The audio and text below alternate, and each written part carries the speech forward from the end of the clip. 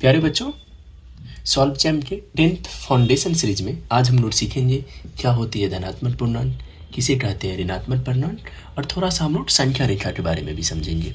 तो धनात्मक पूर्णांक क्या होती है? तुम्हें प्राकृतिक संख्या याद है? प्राकृतिक संख्या क्या होती है? 1 से शुरू होती है, बेसिकली 8 से शुरू होती है। 1 2 3 4 5 ऐसे कर करके प्राकृतिक संख्याएं होती है।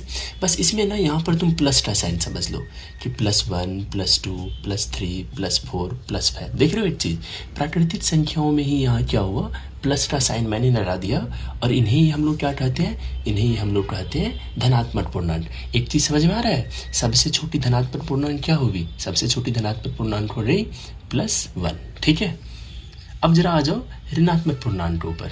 अब ऋणात्मक पूर्णांक में सिंपली यहाँ पर 1 लिखो, 2 लिखो, 3 लिखो और 4 इसी टाइप से लिखते चले जाओ जो प्राकृतिक संख्याएं होती हैं। लेकिन इसमें क्या होता है, इसमें माइनस का साइन आ जाता है। सो -1 -2 -3 -4 -5।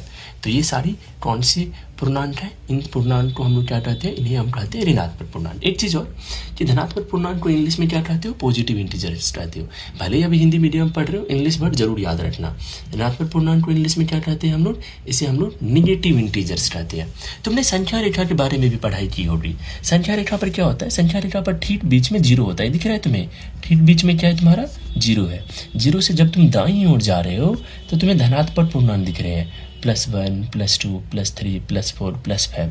वहीं जब तुम बाएं साइड जा रहे हो तो तुम्हें क्या दिख रहा है? -1 -2 -3 -4 -5 एंड सो ऑन। सो यहाँ से तुम क्या कह सकते हो? संख्या रेखा पर 0 के दाहिने ओर होते हैं धनात्मक पूर्णांक, 0 के बाएं ओर होते हैं ऋणात्मक पूर्णांक। लेकिन एक और भी जरूरी सवाल है जिसमें बच्चे अक्सर फंस जाते हैं। वो पता है कौन सा सवाल है?